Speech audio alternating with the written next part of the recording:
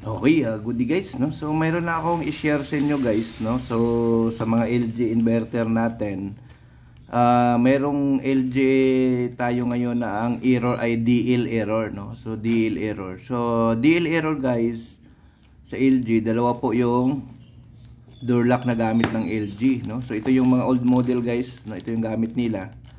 So itong door lock. So itong door lock na hawak natin ngayon guys is replacement only, no? So replacement lang ito. Kasi ang original iba ang brand, parang Namco yung brand, no? Yung original na nakakabit sa unit, no? So ito ay mga replacement unit lang, no? Yung replacement parts ng hawak natin na door lock, no? So ang DL error, yun nga, dalawang klase yung door lock kapag DL. So meron tayong 5 pin, mayroong 4 pin, no? Ayan, DL error. So dalawa yan. Kaya kailangan ma-identify nyo talaga yung door lock kapag nagkaroon siya ng error na DL.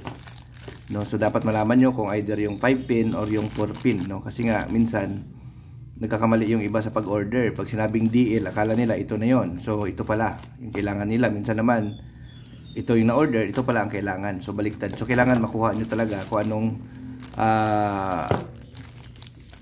anong specific parts ang kailangan. So bigyan ko na rin kayo ng idea guys, no? So kung kayo po ay bibili ng isang door lock na original from LG, no? So ang itong door lock po nito is 3,000, 3,000, no, ito. No, kung original LG talaga ang orderin nyo. So sa lahat ng service center ng LG available 'yan. Pwede kayong pumunta para bumili nito, door lock. No? So 'yun. Tapos ito naman, ito yung sa mga bagong modelo nila. Nasa 2.5 ito guys sa LG Service Center. Pwede kayong pumunta pag kailangan nyo. 2.5, no? So ito po yung price nila pagdating sa mga door lock, no? So ngayon, sa mga replacement naman, nasa 800 yung door lock, no? So ang kinaiba, tingin ko ang naging ano lang naman nito. Ang electronics kasi na ginamit, same lang eh. So hindi ko lang sure kung anong different nila doon sa replacement at saka sa original. So siguro kung original baka mas tumagal. Pag replacement naman, so far marami na rin naman kaming ginamit na replacement, tumagal naman, no? Mga taon din naman ang binibilang, no? So yung mga original nasisira din naman talaga kasi nga wear and tear, nasisira siya. Minsan kasi nababasa, no? Natatalsikan ng tubig yung portion na to, nagkakaroon siya ng corrosion. So doon na nagsimula masira yan. So kasi nga itong parts na ito ay nasa ilalim ng cover, prone siya talaga doon sa basa, no? So kaya talagang nasisira, original man o replacement ilalagay nyo, talagang masisira siya, no? So yun, binigyan ko lang kayo ng idea guys sa price at saka sa parts na gamit ng DL error, no?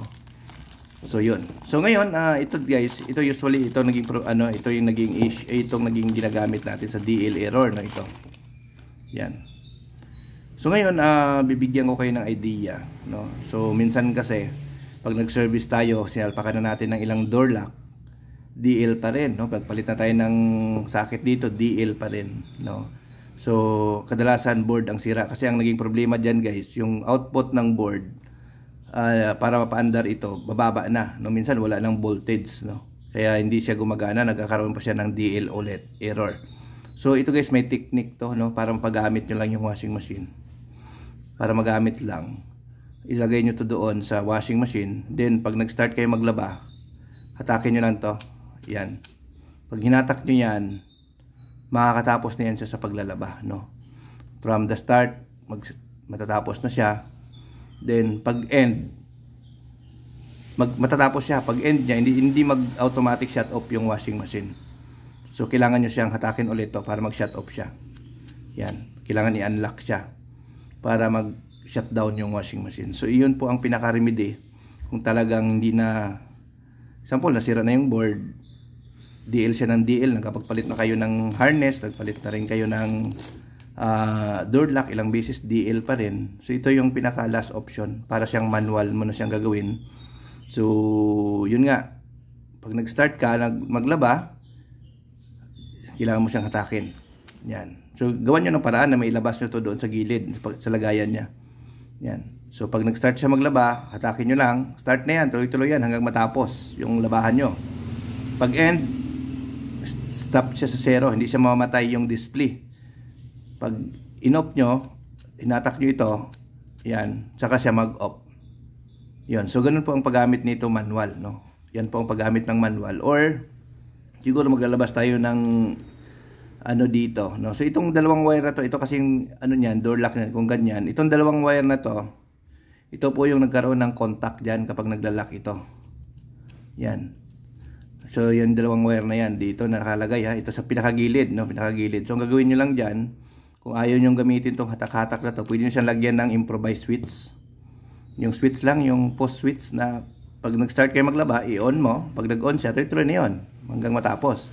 Then pagka tapos na, i-off mo siya yung switch para mag-off yung washing machine. So yun po yung pinaka-last remedy sa mga ganitong problema sa DL na ito. Yung itong dalawang parts nandito, ito yung supply niya ng 16 volts, no, para mapagana yung motor dito sa loob para maghila-hila ito.